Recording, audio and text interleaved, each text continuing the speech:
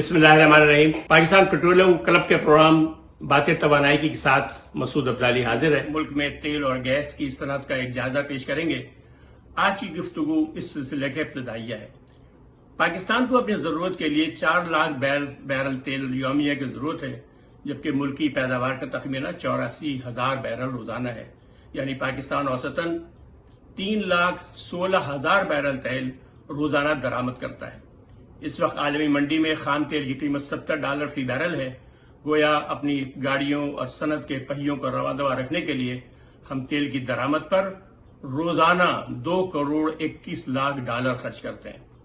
यहाँ ये वजाहत भी जरूरी है कि रोजाना खर्च के तखमीना तेल के आलमी या अमरीकी ब्रांड WTI की कीमतों पर तरतीब दिया गया है, जबकि पाकिस्तान में जरूरत का बड़ा हिस्सा सऊदी अरब, कुवैत और मुत्तहिदा अरब अमारात से हासिल करता है, जो ओपेक बास्केट के नर्ख पर फराहम किया जाता है। और ओपेक बास्केट की फी बैरल कीमत WTI से कुछ ज्यादा है। यहाँ यह खबर भी है कि पाकिस्तान अब अपनी जरूरत का कुछ तेल अजरबैजान से दरामद करेगा, और अजरबैजान का तेल ओपेक बास्केट के तेल से भी जरा सा महंगा है। मुल्क की जो सालाना दरामदात है उसका हजम $55 अरब के करीब है, जिसका मतलब हुआ कि कीमती ज़र मुबादला का 15% हिस्सा खाम तेल और पेट्रोल मसनूआत की दरामद पर खर्च हो रहा है। हमारी बदनसीबी कि खाम तेल के साथ जो पाकिस्तान के तेल साफ करने के कारखाने हैं, रिफाइनरीज, उनकी इस्तेदाद भी मुल्क की जरूरत के मुताबिक नहीं है। इसकी वजह से हम खाम तेल के साथ पेट्रोलियम मसनूआत भी दरामद करते हैं। इसका मतलब ये हुआ कि तेल और गैस का शोबा पाकिस्तानी अवाम की खुशी और खुशहाली के लिए बहुत कलीदी किरदार अदा कर सकता है।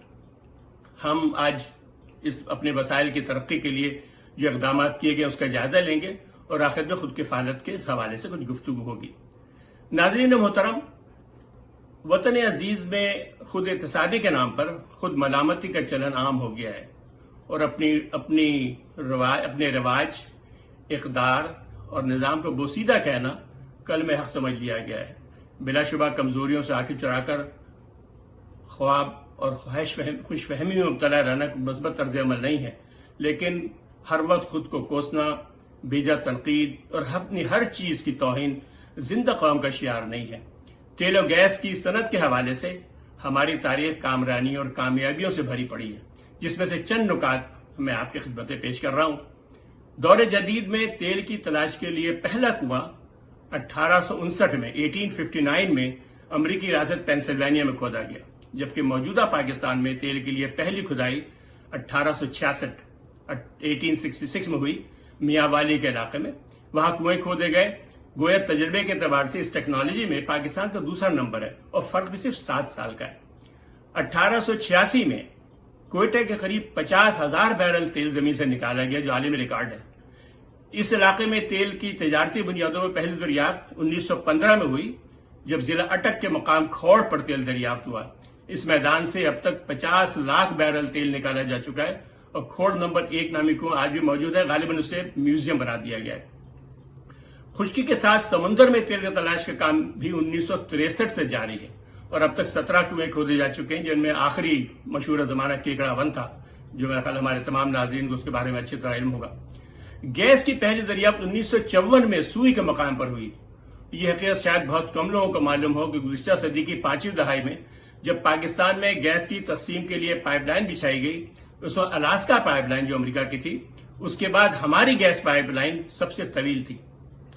दौरे जदीद की पहली गैस पाइपलाइन 1906 में बाकू, अजरबैजान से बहरे अस्वद तक की बंदरगाह में बिछाई गई है।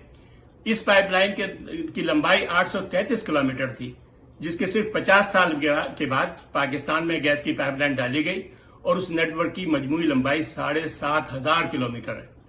जब 1959 में सदर अय्यूब खान रावलपिंडी के इंटरकॉन्टिनेंटल होटल, जो पर्ल कॉन्टिनेंटल कहलाता है, इसमें गैस गीजर का इब्तिदा कर रहे थे, उस वक्त लंदन समेत सारे यूरोप में घरों को गर्म करने के लिए कोयला इस्तेमाल होता था।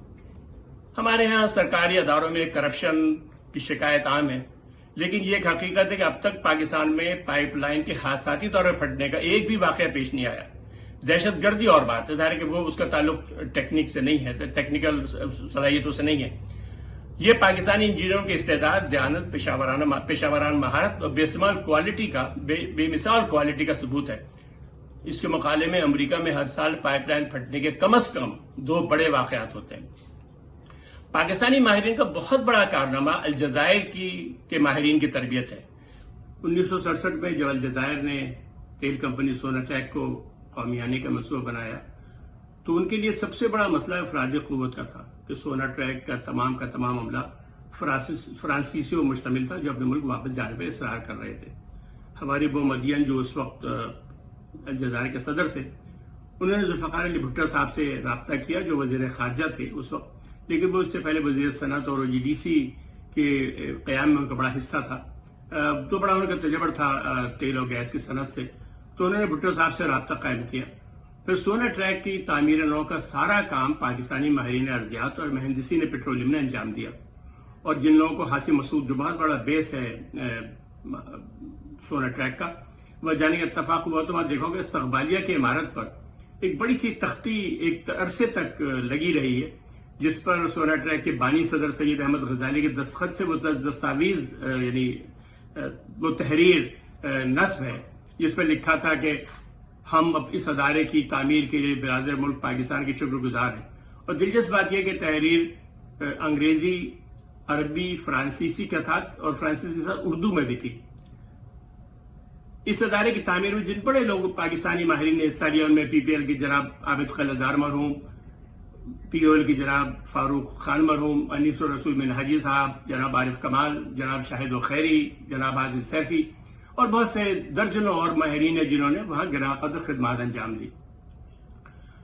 امریکہ، افریقہ، شمالی افریقہ، مشرق وسطی، مشرق بعید، یورپ، ایشیا، مقصد مختصر یہ کہ دنیا کی کوئی ریگ، کوئی تیل و گیس کا میدان، کوئی گیس پلانٹ ایسا نہیں جہاں پاکستانی ماہرین نظر نہ آتے ہوں۔ افریقہ و مشرق وسطی کے تپتے ہوئے صحرا ہوں، گہرا بحر الکاہل ہو، وحشت زدہ پاپا نیو گنی ہو، یا جدید ترین بحر شمالی جسے نارتھ سی کہتے ہیں، یا خلیج میکسیکو، ہر جگہ آپ کو پاکستانی ماہرین مصروف کار نظر آئیں گے۔ تاہم اس شاندار ماضی کا افسوسناک پہلو یہ ہے کہ آج جب ساری دنیا پاکستانی مہارت سے فائدہ اٹھا رہی ہے، خود وطن عزیز کو توانائی کے بحران کا سامنا ہے، اور ہم خام تیل اور پیٹرولیم مصنوعات کی درآمدات پر 10 سے 12 ارب ڈالر سالانہ خرچ کر رہے ہیں۔ ایسا کیوں ہے؟ کیا تلوں میں تیل نہیں؟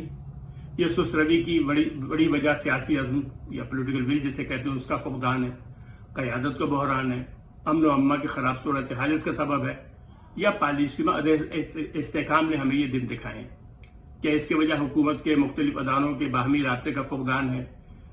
ٹیکسٹائل، انفارمیشن ٹیکنالوجی اور دوسری صنعتوں میں پیسے لگانے والے پاکستانی صنعت کار تیل و گیس کے میں سرمایہ کاری کیوں نہیں کرتے؟